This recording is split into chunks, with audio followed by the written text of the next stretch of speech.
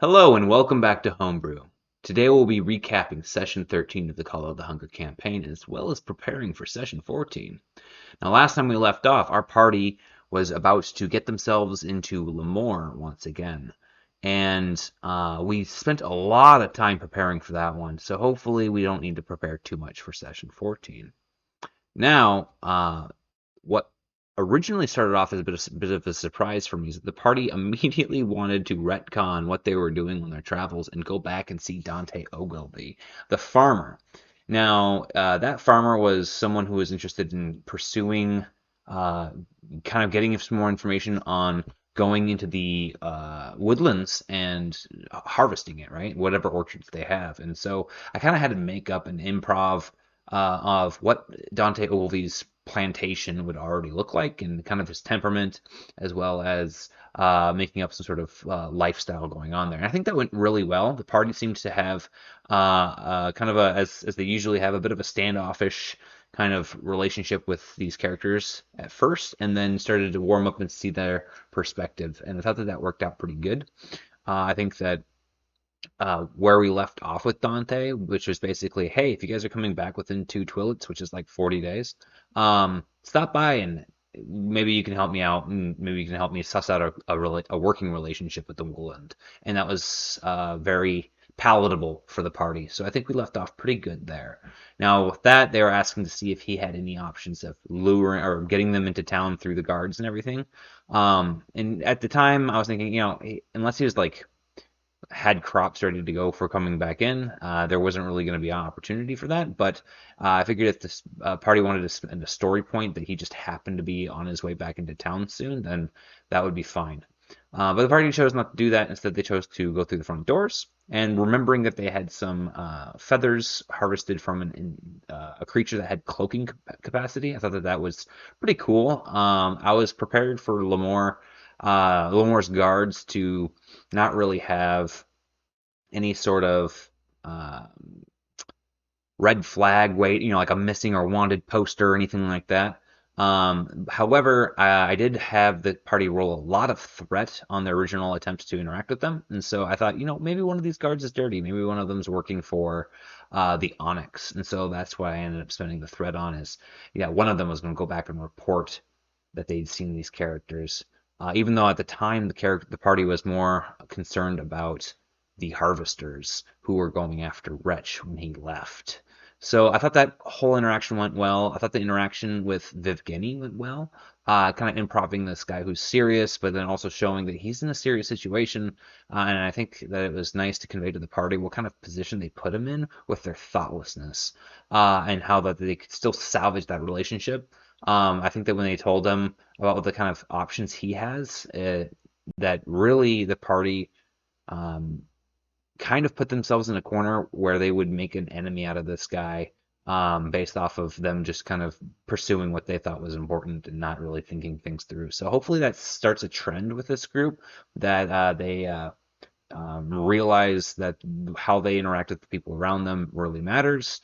And now that they have the context, I think that they're in a much better state to be cognizant of their relationships, rather than at the beginning where they really didn't know who all the players were. So that set us up in a pretty good position moving forward. And what is moving forward? So for session 14, the party has decided to take the side quest option of attacking the Onyx penthouse at the Bronze Run in order to basically steal the Cognium Rod. It's a rod or an artifact that allows the Onyx to be extra awake. Think about it as like if the Onyx were trying to run on battery saver mode all their lives, then this would take them off of battery saver mode. Makes them extra strong, makes them extra tough, extra sharp thinking, higher vigilance, that sort of thing. And these are distributed amongst the caste society to the ones who are in higher positions of authority, and then essentially distributed amongst the front line, based off of who they thought was a strategic asset, right? And so, with the party going to steal this, I had to essentially set up a whole dungeon, being this mansion. And the first step is I was like, well, this is a penthouse, right? So it's a house. What do you do for golems, essentially, right? What would they have? What, they don't eat, so would they even have a kitchen? No, well, they don't sleep, so would they have a bedroom? And it really forced me to think about how to flesh out the race of Onyx. At this point, I had about 2 paragraphs, and then I changed it into about 2 pages of background information on them. I decided, not that I decided basically their whole caste system. What was it revolving around? What kind of terms do they have for each other? What drives them? What do they do during their leisure time? I had to start thinking about, have these guys always been around, or have they been built? Right? My world has said that they have always been around. So are these people, thousands of years old and have perfect memories, or what? How does that work, right? So I spent a lot of time kind of just figuring out how the Onyx do essentially, and that was most of my preparation. However, it's drawing from that, I decided to make this mansion, and it worked out pretty good. Now, if I move over to the page with the mansion on my Roll20 tab here, I actually have 2 different pages that I ended up using. This basically I split it up between the first floor and the second floor, which is pretty much a running trend for using Roll20 and Dungeon Alchemist together. And you can see on the first floor, I've got an entertainment room that overlooks the cityscape, so to speak, here, because the mansion's built high up in the hills. There's a lot of windows. If the party was in here, they'd be able to see out. And then it's got a built-in kind of like a bar kitchen so that they can serve food to people who are coming to visit them, especially their rich friends. There is a doorway that leads into a back room where they've got pianos and books and leisure items. They've got a smoke table sitting next to a dance hall. And then they got stairs that go upstairs to their business area and where they rest, as well as they've got a secret back door that leads to an entrance specifically for Onyx, and Onyx that would be coming from essentially a tunnel leading deeper into the mountains. So they've got kind of like a secret back entrance for all of those friends. And then they have a waterfall in the back that runs down and through and into town on the backside, as well as multiple roads. One road leading coming from with I guess this would be like map west and then map south. And then the second floor, which would be accessed on the right from that staircase, we've got the balconies and we've got some sleeping chambers. And so they don't sleep, but I decided that the Onyx would do sort of a, like, if you to put your computer to sleep, right? You kind of put it in low power state. I think that this is very similar to what D&D does with elves, that they have like a meditate stage. And I thought, what would be really cool is if the Onyx have to go into a deep, dank, dark room that simulates to them like a cave deep, deep into the bowels of the mountains, and that's kind of what they would relax in and kind of get in touch with their roots, so to speak. I also decided they would have a lot of carpets and furs in this area, and they would also have a bath that they would use. It's almost like like an aloe bath or a bathtub full of icy hot. It helps them actually experience sensation, right? So the whole point is that this is stuff that it would have nothing to do with combat. It would have to do with everything that they would want for pleasure, right? So carpets and fabrics and stuff like that that you normally wouldn't get from their society. I covered all of the floors with beautiful tiles, so that way it shows a little bit more of like the artistic side that they'd be interested.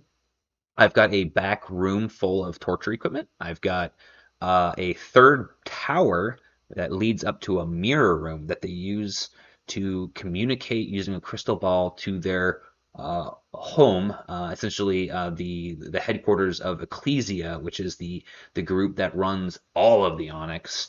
And in the Ecclesia, they would have someone who would communicate with these guys and keep in touch about their objectives. So specifically, the Bronze work for a sub-faction called the Cries of Reparation. And so they would be giving them orders about what to do, and then all of these guys would need to go back home at some point. They would need to perform a pilgrimage to gain more source, which is how do they stay running all the time? Eventually, their enchantments will run out. They need to get recharged, and that's kind of the same thing that runs those fuel rods, for lack of a better term, cognium rods. So there's a creepy mirror room with a crystal ball that the players can find and interact with as well. So lastly, I had to think about how do I form. So these creatures are really, really old. They've got to have some that are better than others, and I had to figure out how does that all work. So without getting into all of the details on this, essentially, some Onyx are stronger than others. Some have had to have sold some of their precious metals over the years to pay for their recharges, and some of them have basically found themselves to be in a weakened state because of that. And those are what are being used as guards. How do guards keep their like they're being paid just like mercenaries, right? So like they get food and shelter, they get recharge as long as they live, but they are expected to sacrifice themselves if something comes along.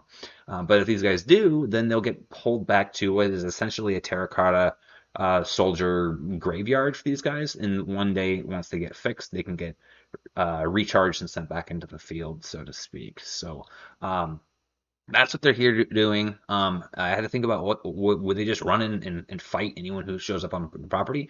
No, Onyx are few in number. They do not reproduce, so they would always go for caution and diplomacy first.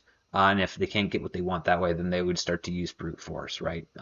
So in this particular case, that made me think of is how will the guards interact with the party when they come across them? And what they're going to do, I decided, was they're going to try to talk to the party first instead of just immediately draw blood, right? And they're going to try to keep the party there since they're wanted people until reinforcements can arrive and they can cinch down a knot around the party. And so that's kind of my game plan as a DM on how am I going to run this. So I've got a bunch of weak guards. I've got one guy who's just living here, who's a stronger Onyx, and then I've got the fuel rod hidden in a safe behind a bookshelf.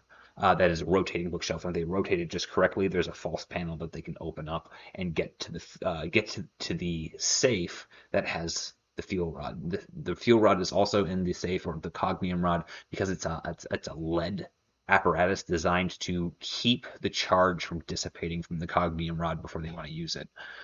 So it just reflects stuff in there, kind of like how if you were to stopper your thermos or something like that, it keeps it from losing heat. And that's about what we got. So I think that we're pretty much ready for our party to come in and take a look at this place. There's only a couple of guards because they're really, really tough, right? And so I designed it around game balance on how many guards would be there, and that's how you can kind of make anything fit your party's level or how many people you have in the party is that element of belief that, hey, you know what, these guys, there's not a lot of them, but they're strong, so they would only have a couple of people who live here, and they've got 4 bedrooms, so to speak, for this particular penthouse.